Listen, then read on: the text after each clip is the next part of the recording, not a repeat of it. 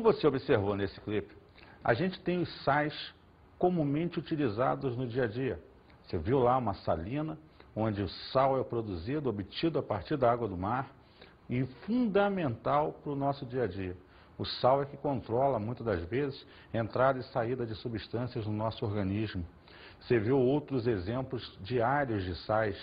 Existe um muito comum hoje, o bicarbonato, que a gente usa para azia, para outros processos mais, é utilizado em talco, desodorante e assim por diante. Então você vê que sal é uma das tantas substâncias das funções inorgânicas presentes no nosso dia a dia. E hoje nós vamos conversar justamente sobre essa função, a função sal. Para falar em função sal, eu preciso primeiro te lembrar de onde ele vem. O sal é uma substância produzida a partir da reação de um ácido com uma base, ou seja, uma neutralização. A neutralização, ela é fundamental no processo. Nenhum sal foi produzido até hoje sem que tivesse vindo, a princípio, de uma neutralização. Ela é a forma mais usual de gerar os sais que nós conhecemos. A neutralização é a reação entre um ácido e uma base, que, como bom ácido, libera íons hidrogênios. E uma base, que como boa base, libera íons hidroxilas.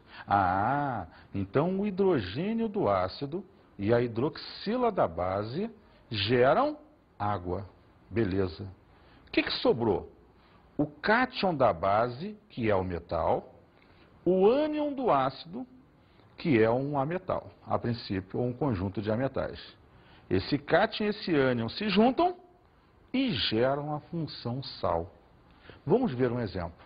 HCl, ácido clorídrico, reage com NaOH, hidróxido de sódio, produzindo o NaCl, cloreto de sódio, e água. Como eu te disse, repara, o H do HCl se junta ao OH do NaOH, gerando o H2O. O Na, cátion da base, se junta ao cloreto, ânion do ácido, gerando o sal NaCl.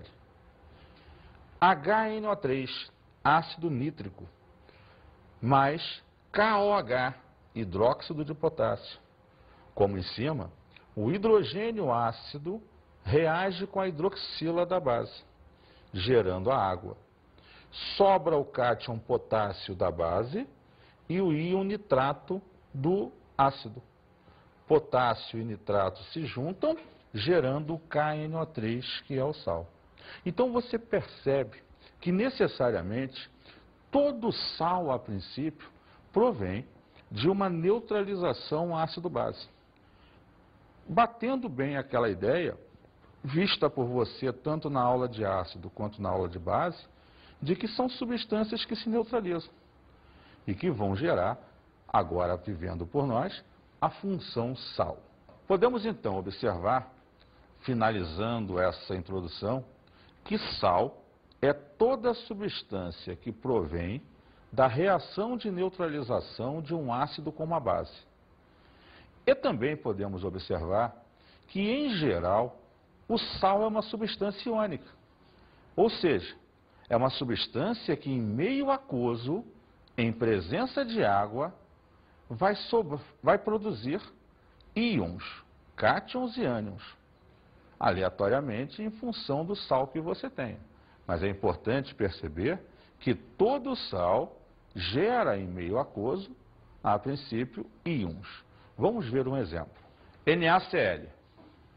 Em presença de água, ele sofre uma ionização e uma dissociação, muitas das vezes, e gera o Na mais 1 e o Cl menos 1. O cátion sódio e o ânion cloreto.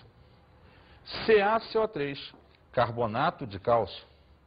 Em presença de água, ele gera o cátion cálcio e o íon carbonato, o ânion carbonato, mais precisamente. Então você vê que o sal gera íons quando em meio aquoso. Vamos então criterizar agora os sais. De que maneira? Vamos fazer a classificação dos sais. E como a gente sabe, toda classificação ela tem critérios.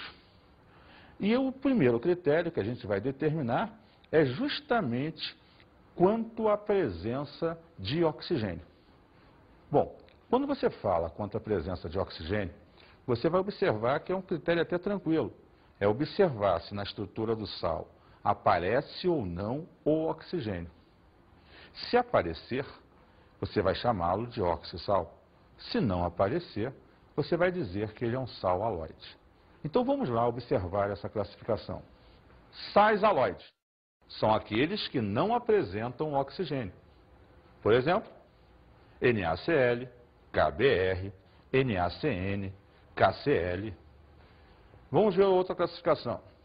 Oxissais são aqueles que apresentam oxigênio. Por exemplo, CaCO3, NaClO, KNO3, Ca3PO4, todos sais que apresentam oxigênio. Veja então que esse critério foi tranquilo. É a observação do fato da presença ou não do oxigênio. Importante, esse oxigênio que aparece nos sais, ele deriva sempre do ácido que deu origem ao sal. Então, se o sal foi formado de um oxiácido, necessariamente esse sal terá oxigênio. Ah, e se o sal, então, foi formado por um ácido que não tinha oxigênio? Perfeito, ele será um sal halóide, porque ele não vai ter na sua estrutura oxigênio. Vamos então observar um outro critério de classificação, quanto à natureza dos íons da estrutura. Então você vai perceber nesse caso agora, que dependendo dos íons produzidos nos sais, na ionização e dissociação dos sais, você vai observar a diferença de classificação do processo. Vamos observar cada item desse critério. Sal normal. Sal normal é todo sal que você observa na estrutura dele não haver hidrogênios procedentes do ácido que deu origem ou hidroxilas procedentes da base que deu origem. Porque nem toda neutralização ela é total. Muitas vezes você vai perceber que ao longo da neutralização o ácido não liberou todos os hidrogênios e eles vão aparecer nesse sal. A base não liberou todas as hidroxilas e eles podem aparecer no sal. Então, no sal normal, recapitulando, é aquele no qual sua estrutura não apresenta nem hidrogênios derivados do ácido, nem hidroxilas derivadas da base. Por exemplo, NaCl, NaNO3, CaSO4. E vamos ao segundo tipo de sal, o hidrogeno sal. O hidrogeno sal é o nome que se dá a um sal que na sua estrutura ainda existem íons hidrogênios provenientes do ácido que o deu origem. Se isso ocorrer na estrutura dele, ele vai ser chamado de hidrogeno sal. Repara que esse hidrogênio vai estar sempre no meio da estrutura. Isso é um detalhe importante. Vamos ver alguns exemplos. NaHSO4, KHSO3. Repare que o hidrogênio que você observou no exemplo é procedente do ácido que deu origem, por não ter perdido todos eles no processo de neutralização. Vamos ver a terceira forma, o hidroxissal. Nesse caso, o sal formado, ele apresenta na sua estrutura ainda uma hidroxila, procedente da base que lhe deu origem, por ela não ter, na neutralização, perdido todos os seus íons hidroxilas. Vamos ver um exemplo. CaOHCl, MgOHBr. Repara você que em ambos os casos você vê um OH no meio da estrutura, que é justamente a hidroxila gerada a partir da base, por não ter perdido todas. Vamos ao terceiro critério de classificação, quanto à presença de água no retículo cristalino, ou seja, quantidade de água que algumas substâncias, ditas muitas vezes de higroscópicas, aderem à sua estrutura. Imagina a molécula do sal e a própria umidade da atmosfera vai agregando moléculas de água a ela. Se isso acontecer, você vai dizer que esse sal é hidratado. Se isso não acontecer, você vai dizer que esse sal é anidro. Essa é a classificação que a gente vai avaliar. É a presença ou não de água na estrutura daquele sal, no retículo cristalino daquele sal. Vamos então à classificação. Sal hidratado. O sal hidratado é aquele que vai apresentar no seu retículo a presença de água na estrutura da molécula. Por exemplo, CaCl2, ponto 2 de água. O ponto caracteriza a união das moléculas de água na estrutura do sal. Outro exemplo, CuSO4, ponto 5 de água. Ele agregou à sua estrutura 5 moléculas de água. Outro exemplo, MgSO4, ponto 7 de água. Veja então que em todos esses casos, os sais aderem à sua estrutura a moléculas de água. As quantidades são em função do próprio sal, da quantidade de moléculas, devido à sua estrutura, que podem se agregar ao sal. Vamos ver o outro lado, o sal anidro. O sal anidro é o tipo de sal que não terá moléculas de água agregadas à sua estrutura, pois ele não é higroscópico, ele não tem essa atração natural que os sais normalmente têm por água, no caso das moléculas dos sais hidratados.